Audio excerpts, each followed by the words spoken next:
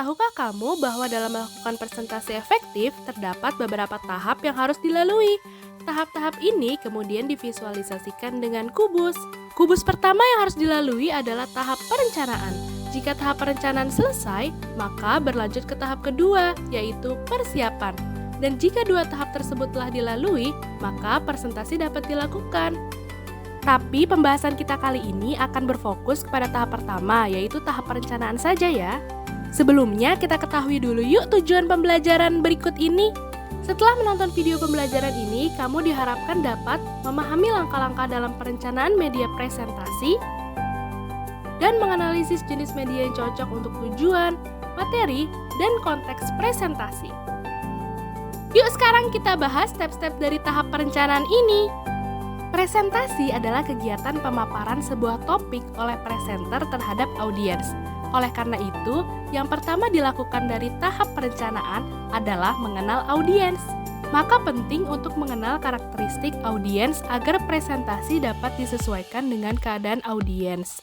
Perlu diketahui bahwa karakteristik setiap audiens tidaklah sama.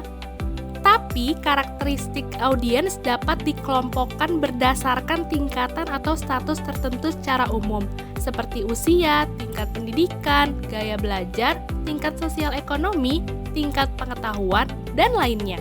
Dengan mengetahui karakteristik audiens, maka materi presentasi akan lebih sesuai dengan mereka dan memberikan pemahaman yang lebih baik, serta mempengaruhi dengan lebih mudah terhadap topik yang akan disajikan.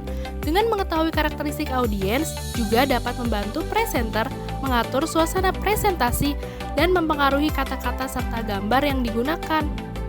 Tahapan kedua yaitu menentukan objektif. Presentasi harus dilakukan dengan didasari tujuan apa yang diharapkan dapat dilakukan, diketahui dan dirasakan oleh audiens. Objektif atau tujuan terdiri dari 3 jenis. Yang pertama, tujuan psikomotor. Dimaksudkan kepada skill atau keterampilan seperti mengkonstruksi dan memanipulasi. Yang kedua, tujuan kognitif, yaitu kemampuan menamakan sesuatu ataupun menyelesaikan masalah. Tujuan yang ketiga atau tujuan afektif seperti kemampuan untuk merasakan atau mengapresiasi sesuatu.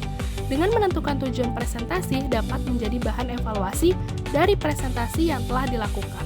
Jika tujuan tercapai, maka presentasi berhasil dan kinerja harus dipertahankan atau ditingkatkan. Jika tujuan tidak tercapai, maka presentasi kurang berhasil dan perlu dilakukan evaluasi. Tahapan yang ketiga yaitu memilih konten. Konten adalah isi materi yang akan dipaparkan dalam presentasi. Harus didasari dengan apa yang sudah diketahui audiens dari topik tersebut. Maka harus dilakukan pengorganisasian isi materi dengan membuat gambaran umum isi konten yang sesuai dengan pengetahuan audiens, penyaji, dan materi. Tahapan berikutnya dari perencanaan presentasi adalah menentukan strategi. Setelah menentukan konten, maka dilanjutkan dengan menentukan strategi penyajian melalui penyesuaian konten dengan gaya penyajian. Misalnya, menyesuaikan konten yang dapat disampaikan hanya cukup dengan tulisan atau memerlukan bantuan media visual maupun audiovisual. Pemilihan strategi yang tepat dapat membantu mencapai komunikasi yang efektif saat presentasi. Setiap media yang ditampilkan di dalam presentasi memiliki nilai-nilai atau fungsi masing-masing. Berikut adalah nilai-nilai atau fungsi audiovisual. Ada 5 nilai atau fungsi audiovisual. Yang pertama dapat menarik perhatian, yang kedua dapat menyederhanakan sebuah informasi, yang ketiga dapat merepresentasikan sebuah grafik, yang keempat tidak terbatas atau dapat dengan mudah diakses, dan yang kelima dapat membangun fokus. Selanjutnya, pemilihan media presentasi. Yang pertama ada flip chart. Media ini memiliki 5 karakteristik, yaitu cocok untuk skala kecil, biaya produksi murah, mudah dibawa kemana-mana, berisi garis besar topik, dan tidak memerlukan listrik. Yang kedua ada slide yang memiliki 4 karakteristik, yaitu bersifat professional presentation, low ambience room, easy to use, dan cocok untuk menampilkan realistic image. Yang ketiga ada overhead transparency. Ada 3 karakteristiknya, yaitu small to medium audience, serbaguna dan tidak butuh ruangan yang gelap, dan presenter dapat memiliki kontrol dengan objek presentasinya serta menatap audiens. Yang keempat ada video tab. Video tab ini dapat digunakan untuk grup audiens yang besar, cocok untuk menyampaikan informasi yang harus didemonstrasikan dengan gerak dengan cara direkam, mudah dan murah untuk diduplikasi, dapat digunakan sebagai bahan belajar mandiri, tetapi produksinya tidak murah, butuh banyak waktu. Yang kelima ada video presentation kamera.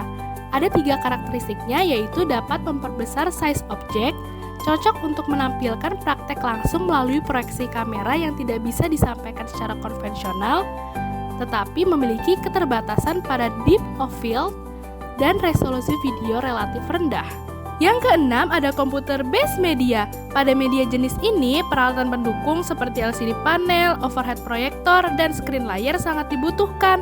Menggunakan LCD panel merupakan cara yang murah untuk menampilkan komputer image di hadapan kelompok audiens yang besar. Keuntungannya dapat membuat animasi dan menambahkan audio dalam software tersebut.